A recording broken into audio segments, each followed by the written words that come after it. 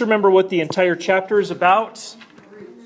Roots of some kind, right? Square roots. Later on we'll look at other roots. And we have looked at how to simplify them. Last time we looked at how to add and subtract them. Today we are going to look at what happens when you try to multiply and or divide radical expressions. So kind of the first thing we're going to look at here as far as a rule goes is right here at the top, square root of A times the square root of B. What would you guess, based on what we've done in the past, what would you guess that is? Not quite.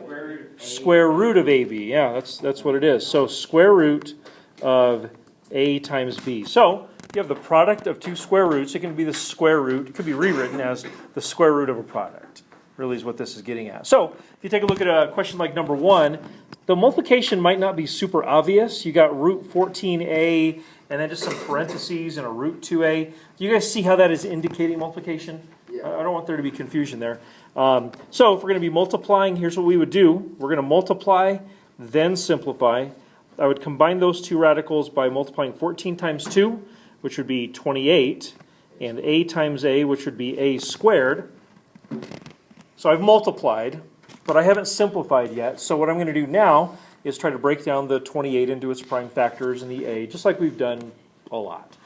So you could look something like this. Do you guys know what 28 is in its prime factors? That's the 722. I think you said 772. It's all good. So 2 times 2 times 7. And then, of course, A squared is just A times A.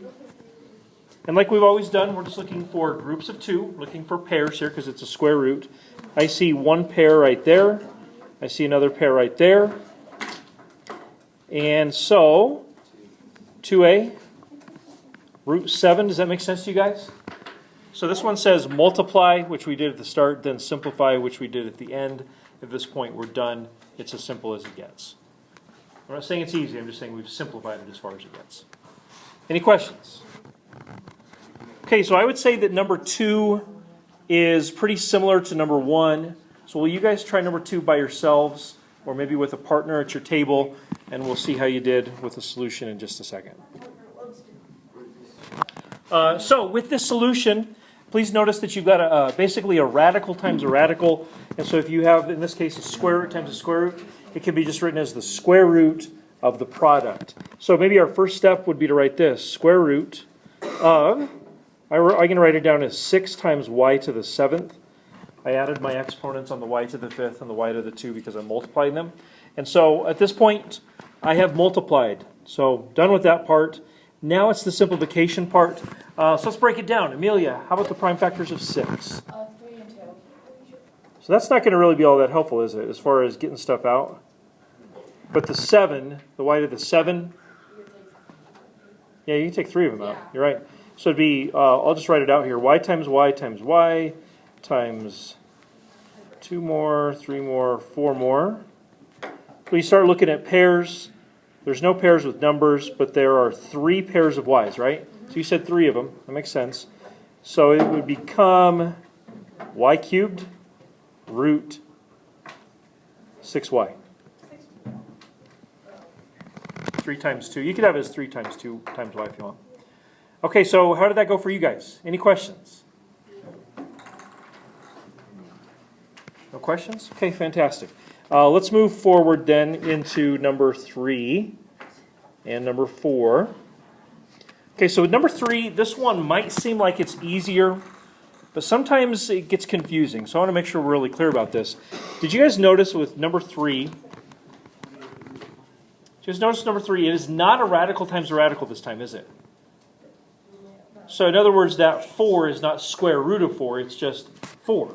So when you multiply these two together, this is actually a case where you really wouldn't use that rule we just looked at. What you would do is you would say, well, to multiply, I'd really look at just the 12 and the 4. Those are both non-radical numbers. And I would just multiply those two together. So this would end up being 4 times 12 is 48. So it would be 48 root 5. It would not be 48 root 20. It would not be 12 root 20. Both of those would be wrong. The reason being is that the 4 is just a 4. It's not a square root of 4. And so we would not treat it like it is. So watch out for those. Those can definitely be tricky at times. And then You know what? Why don't you guys try number 4? Now that you've seen number 3, maybe you can handle number 4. You probably can. Why don't you try number 4? Multiply, then simplify. Oh, and by the way, on number 3, there's nothing to simplify, right? Because 5 is prime. Okay. So anyways, try number 4. Here's your solution. We're going to go to the board after this. Multiply, then simplify. So here's what we would do. We would want to recognize that we've got 2 radicals being multiplied together. In this case, it's root 7 times root 6. So I'm going to combine those using that property of multiplying radicals we looked at earlier. So this would be the square root of 42, because 7 times 6 is 42. And then the 2 and the 3 are both non-radical numbers, so I'd multiply those together as normal. So it'd be 6 times the square root of 42. So at this point I've multiplied, but I have not yet considered simplifying. What are the prime factors of 42? 3, 2, 7. 21 and 2. Well, so 21 is not prime, but if you break it down, it's 3 times 7, right? Oh, yeah. So 2 times 3 times 7. You can see that there's no pairs that can come out. And so we're just left with 6 root 42. That would be the simplified form of that product. All right, we okay? Okay, so let's go to the board. Let's practice. Make sure we're all doing great with that. In this theme of multiplying with radicals, we're going to look at powers of square roots. And so if we've got the square root of a in parentheses squared, let's remember what that really means. How does a square root and a square interact with each other? What do they mean? They're inverses. Good word. Yeah, they're inverses of each other. So the square root of a squared would simply equal a. The square root of a squared would just equal a. It would just be 15. So the first one, the square root of 15 squared, would be 15. That one's a pretty direct comparison. Where we sometimes will run into problems is questions like number 6. So let's remember that in a situation like number 6, that squared that you see there, it applies to everything inside the parentheses. So the squared would apply to the 4, and it would also apply to the square root of 5. So what's 4 squared? 16. 16. And based on what we just did, what's the square root of 5 squared? 25. It's just 5. Well, remember back to here, didn't we say that, didn't the squared and the square root essentially cancel each other out? Yes. So I would say then the square root on the 5 and the square root would cancel each other out. So 16 times 5. That makes sense as an intermediate step? Yeah. So then our final answer would be 80. Final answer there is 80. Oops. And let's take a look at number 7 as well. Let's focus, please. Thanks. Square root of 7x plus 9, quantity squared. It would cancel out, wouldn't it? The square root would cancel out with the squared.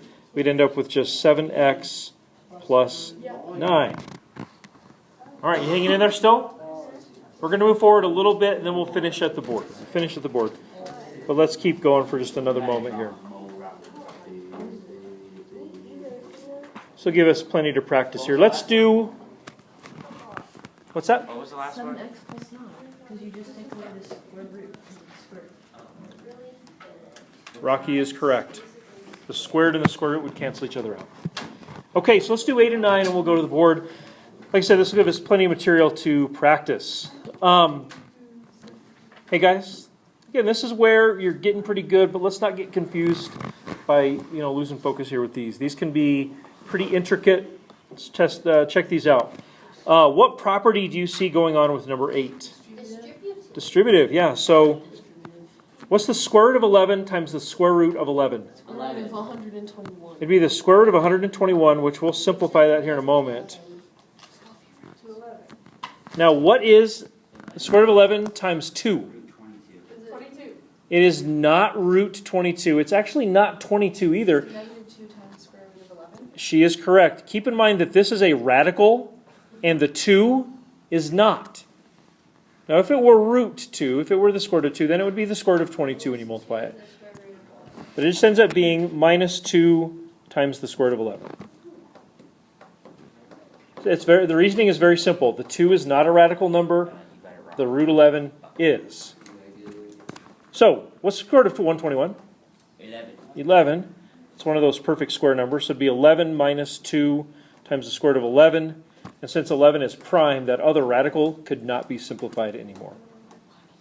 Can you do 11 minus 2? Well, Rocky just asked a good question, ladies. Rocky just said, can't you do 11 minus 2? Can you? Could we make this 9 root 11? No. Why not? That's like, Doesn't you can't go do like with, 11 what's it minus called? 9x. So what about the x? I said like, isn't it the same thing as trying to do like 11 minus 2x? Yes. What's wrong with that? Like, Yeah, they're unlike terms. They are unlike terms. So, Rocky, to come back around to your question, these two terms are unlike terms because one of them is a root 11 term, the other one is not. Great question. Anybody else with a question like that? Anytime you ask the why can't we do whatever, those are always great questions because you're addressing what might be a misconception. Or might be right, but it might be a misconception. So you want to address those things. Anybody else? The question before we do our last one? Nope. Okay, so let's take a look at number 9. Number 9, this one looks really complicated, but isn't it the same sort of property? So why don't I let you guys try this, go as far as you can with it. We'll check a solution here in a minute. We'll go to the board. We'll revisit these again tomorrow. Again, so when you did the distributive property, maybe this one right here. Hey, guys, hey, I want this to be really quiet. I want Danny a chance to give her input. You can always react and say that you think she's right or wrong, but please listen and watch. Danny, go ahead. Actually, I didn't know what to do. Oh, I'm sorry. I tried. So now we've learned a little something. We need to keep going here. Okay. Go ahead, Ellie. Why don't you share? I don't know if I did it right. Go for it. So I did 8 times 8, well, okay, sorry. What is that? Radical. Sorry. Uh-huh. 8 radical 3n, and then I just turned it into 8 radical 4n. Is that right? So you changed the 3 into a 4. Why did you do that? Oh, I meant n squared. Why did you do that? Well, I actually didn't do that, but I just realized that I did it wrong. Okay, so you think it's root 3n squared in there? Because n times n is n squared. That was well said. I agree with you. Same question or comment? She'll probably get there. Never mind. Okay. Ellie, keep going. I did 24, turn that into 24, radical 9n, but I also did. Okay, let's stop right there. Did she get to the thing you wanted to talk about, Sam? Not yet? Okay. Comments, thoughts? I mean, has Ellie done a great job, a medium job, or a bad job? Like it? You like it? Thumbs up. Hunter says, I think you can simplify it farther. well, we're not saying we're done yet. I'm just wondering so far. I mean, Ellie just volunteered. Here's what I did first, right? Yeah. You weren't saying that's your final answer. Maybe you were. I don't know. But that's a first step. What do you think? Amelia? Okay, so I know like terms, but why would you multiply the root 3n times the 3? Like, how does that work out? Because I thought you had to have like terms. So when so you only really have to be concerned about like terms when you are adding two different terms. Okay, Remember, the distributive property is multiplication. okay, So when you do this multiplication right here, like when you do that part of the distributive property, you're just multiplying those two together, those two factors together. You're not adding anything. So we actually, at this point, we don't need to think about like terms. In a minute we might when we do some simplifying, but as of right now we don't. okay. Okay. So Ellie, you've done a great job. Thank you. I totally agree with you. That's a good first step. There's a little more we need to do, but that's a really good first step. Do you guys have any questions, comments, or thoughts? Can I go farther? We're good with that? All right, take us home, Hunter. 8 and root 3 Okay. plus 72 root n. Can I do this? Yeah. Might make it a little more clear. The square root of 9 is 3. And like he said, 24 times 3 is 72. So that is correct. But I thought I'd show you that part as well. Hunter, good job. Thanks. Thanks for finishing off what Ellie started there. Wonderful. Wait, I'm confused. Fantastic job. Go ahead, Rocky. What's your question?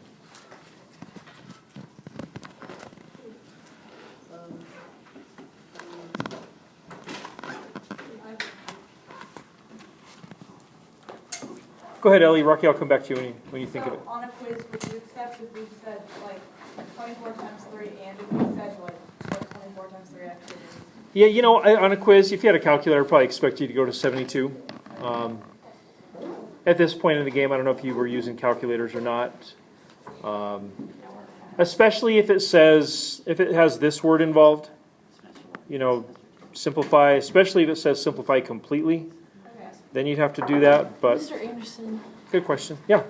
Hunter says that the final's over the whole year, is it? No. Is it Well- just this semester? It is the semester, but the skills roll into each other so much. Well, I know that, but it's just In what was some covered ways, this it's semester. effectively the year. Does it make sense? Yeah, I get I'm not going to pick out specific things from first semester. like what we did with It, the it would just be stuff. skills from the first semester that directly apply to second semester. Phew. Phew. Okay. Any other follow-up questions regarding this question? Rocky, did you figure it out? You said you were confused. No, I just didn't see it. So now you're not confused. Yeah. Okay. Fair enough. All right. Well, we got time for just a couple of them, so let's head on up and